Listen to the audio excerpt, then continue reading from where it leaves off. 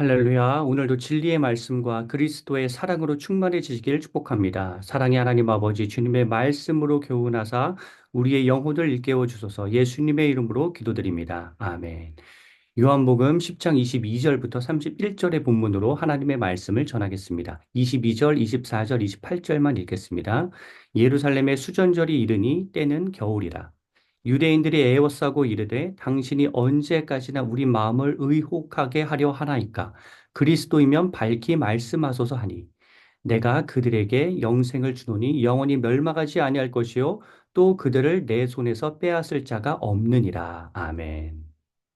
오늘 본문은 수전절이라는 개념 안에서 살펴봐야 합니다. 좀 이스라엘의 역사를 좀 전체적으로 훑어볼 텐데요. 이스라엘은 500년 넘게 식민지 생활을 합니다.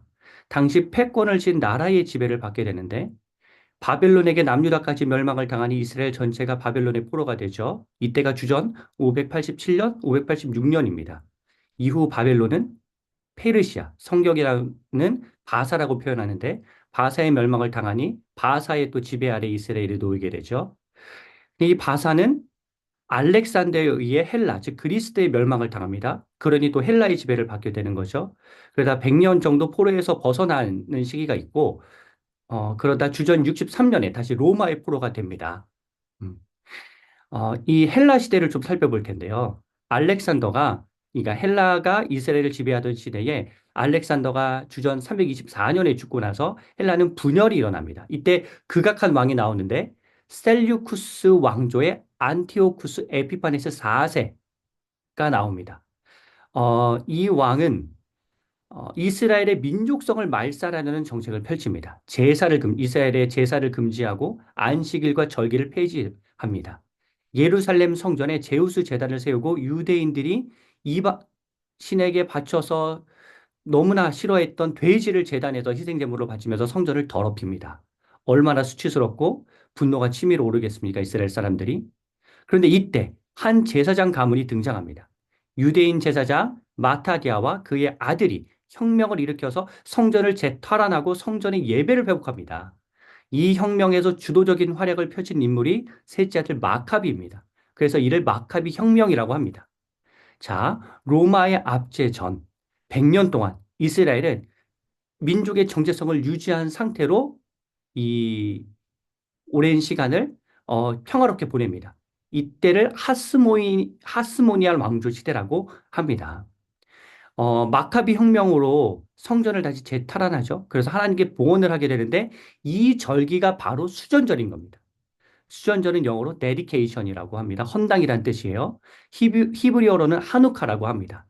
하누카 촛대에 매일 하나씩 불을 켜서 밝히기에 빛의 명절이라고도 합니다. 처음부터 가운데 불은 켜두기에 불은 총 8개가 아니라 9개인 거죠. 유래에 따르면 처음 일절기를 행할 때 기름이 부족해서 하루치 불만 켰는데 8일 동안 유지가 되었다고, 즉 하나님이 기뻐 받으셨다는 그런 일화가 있습니다. 겨울이라는 표현이 나오는데 이 절기가 유대력으로는 기슬르월 25일부터 시작을 했고 양력으로 따지면 12월 겨울이기 때문에 이 겨울이라는 표현이 있는 겁니다. 자, 이 수전절에 유대인들이 예수님에게 이러한 질문을 하는 겁니다. 24절. 당신이 정말 그리스도가 맞습니까? 맞다면 확실하게 우리에게 밝혀주십시오. 라고 촉구합니다. 여러분, 이들이 말한 그리스도는 어떠한 메시아를 일컫습니까? 바로 정치적 혁명가를 의미합니다. 그러니까 우리가 지금 로마의 압제로 인하여서 고통을 받고 있는데 예전 하스모니안 왕조처럼 우리를 이 압제에서 해방시켜줄 분이 바로 당신이 아니냐고 묻는 겁니다. 왜냐하면 예수님이 하신 말씀, 이적, 기사, 표적을 보면 너무나 위대하신 분인 거예요. 그래서 에스겔 34장 23절에 예언된 대로 제2의 다윗이 바로 예수님이 아닌가라고 하는 다들 기대감에 부풀어 있어서 그 예수님을 다들 이렇게 바라보고 있는 겁니다. 기대하고 있는 것입니다. 하지만 예수님이 이 땅에 오신 이유는 그것이 아니죠. 예수님은 정치적 목적으로 이 땅에 오신 것이 아닙니다. 예수님은 이 온 인류를 죄의 문제에서 해방시키기 위해서 인류의 죄의 문제를 해결하기 위하여 이 땅에 오신 종교적 구원자이신 겁니다.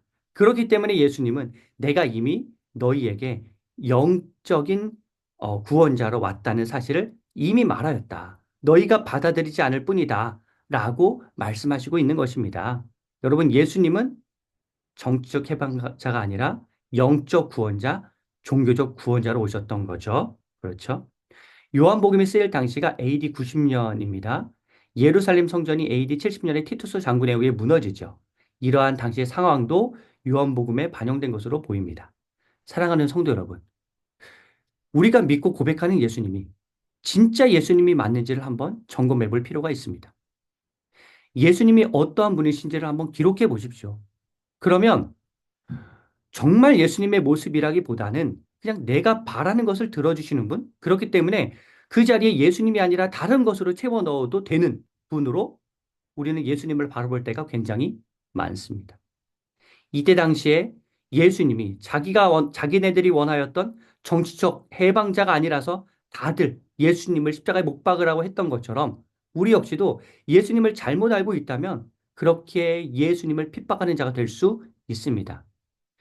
예수님이 정말로 어떠한 분이신지를 한번 묵상해 보시고 진정으로 예수님을 알아가시는 삶이 되기를 축복합니다. 기도하겠습니다. 하나님, 우리의 영혼을 채워주시는, 우리를 구원해 주시는 그 예수님과 진실한 교제를 나눌 수 있는 은혜를 허락하여 주소서.